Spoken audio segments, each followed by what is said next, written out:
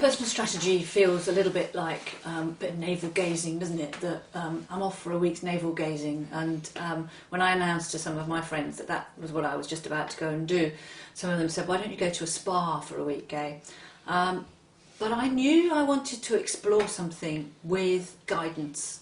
I knew that there was some balance in my life, some sense of emotional need, spiritual need, mental capacity need that wasn't being fulfilled. And a week in a spa, or a week skiing, or a week in the Mediterranean wasn't going to do that for me. I wanted something which brought together different strands of thought and feeling in a different way. And so the title really caught my eye. And part of that was because I've really subscribed to some of the views around how corporate strategy evolves, so that it's not about, you know, a 5-year plan that never changes. It's about good decision making. It's about how do you as a business leader actually make sure that you are listening to information but then making decisions with not only your head but also your heart and your gut. And I wanted to take some element of that, what I feel by strategy, by being not just good in its planning, but also good in its tactics and its implementation, and apply that to the rest of my life, and understand whether I could bring a set of skills that in some sense I'd been far more successful in the business place than I might have been with maybe the other parts of my life. So I had a marriage, a personal relationship that had failed. I hadn't been successful in having kids, so I knew that the rest of life had to give me meaning and that sense of personal identity. Personal strategy for me was absolutely necessary. I think I was having what a lot of my friends were having at the point when I met Joe 3 years ago, which I think is known as a midlife crisis. And we joke at the Eden Project that we're actually a management team that have all had midlife crises, and having the midlife crisis has allowed us to have the guts to do what we needed to do in our work, and to challenge some of the existing systems and existing structures in order to do something truly different and really take some risks. And when I was having my personal crisis, my midlife crisis, and wanted to do some personal strategy, it was about how come I can do some of this stuff in the workplace and make some really good decisions, and yet meanwhile when I looked at the rest of the balance of my life, my personal relationship with my husband had failed. I hadn't put enough time into sorting out some biological challenges about having kids, so I hadn't had children. I wasn't spending enough time with my family, I was taking advantage of my friends, and I just wanted to understand how actually thinking about what you're trying to achieve in life as well as in work needed to come into the same space for me, because I didn't want to get to 65 and be one of these sad gits that turn around and think, well, yeah, work was very well, but actually everything else is in tatters. And I knew I didn't have the answers, and I knew I had to look for help in order to get that balance back in my life. And that title, Personal Strategy, felt absolutely right for me. It was about a strategy, about how could I understand the framework of how these values came together and unbury some of those passions in my life around music and colour and dancing, and put them back into play. Actually put them back into play in a much more meaningful way.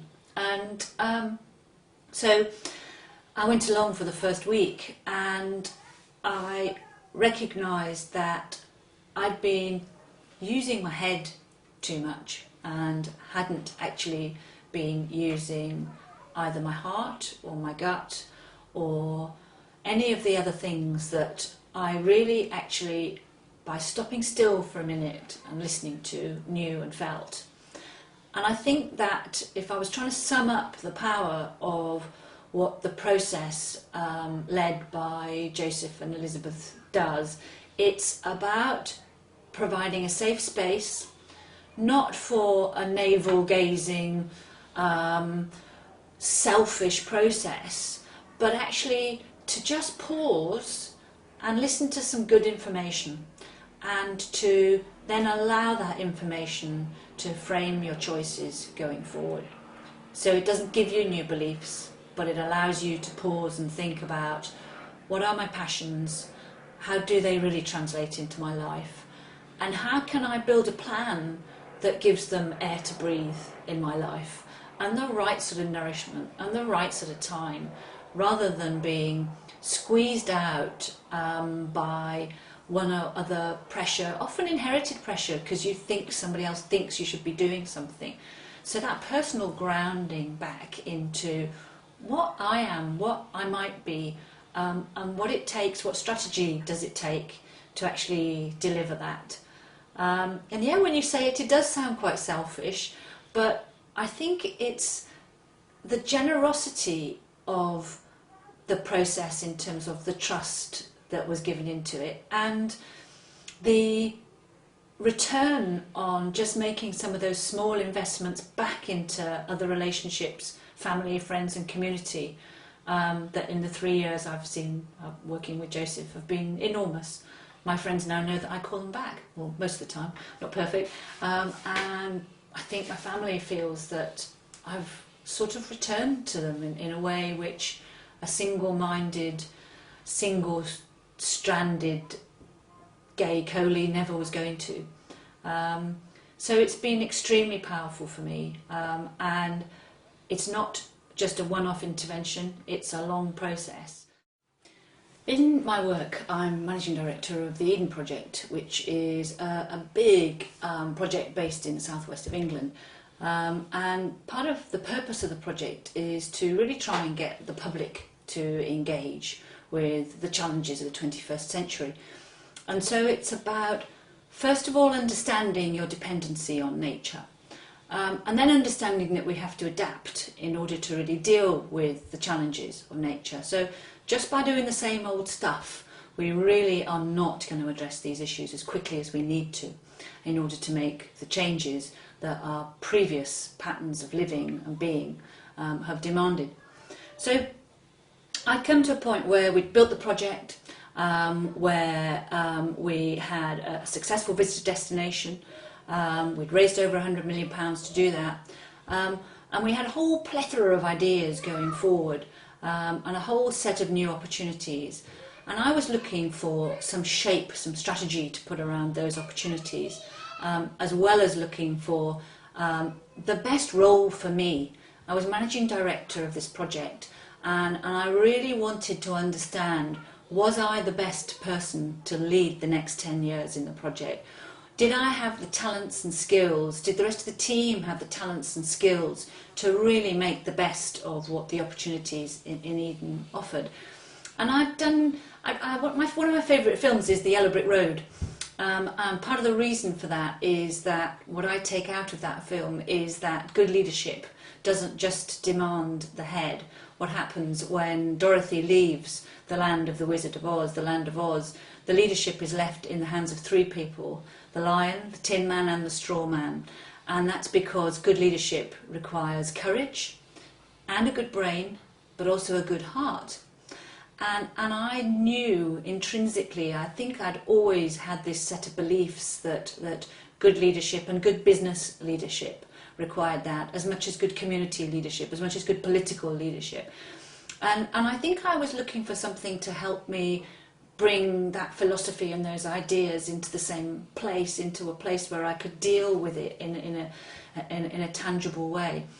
And one of the challenges in that was actually about, how do you not just get the plan, a plan together, but how do you genuinely get the right group of people to believe in it and feel in it and subscribe to it and come and make it their workplace to take forward.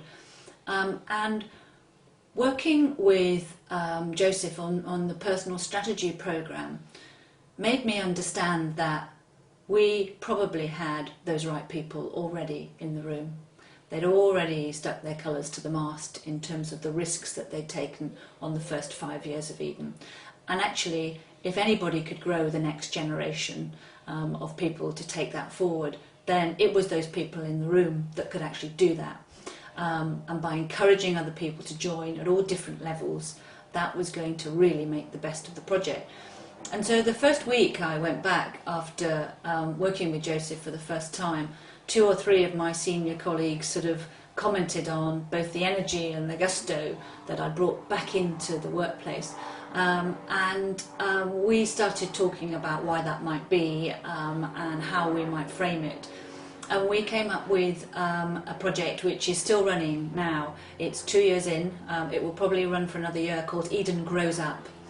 And part of what came out of the personal strategy learning for me was about how do you mature yourself as an individual? How do you understand what your responsibilities are to your spiritual well-being, your emotional well-being, your physical well-being, as well as your financial well-being?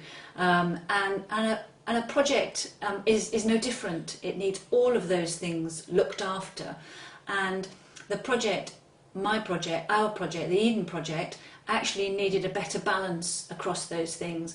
And so not only was it about the purpose of the project, but it was about the values of the people that we already had and needed to attract.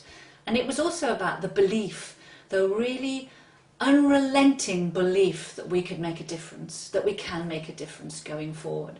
And I think one of the things out of personal strategy for me was re-endorsing that I should have a punt at that. I could make a real difference to that personally, and that by putting the right frameworks in place in the workplace, there were a lot of people already there that could do that, that also had the capacity to engage and excite that next group of people out there in the big wide world to come with us on this exciting, terrifying, but deeply rewarding journey.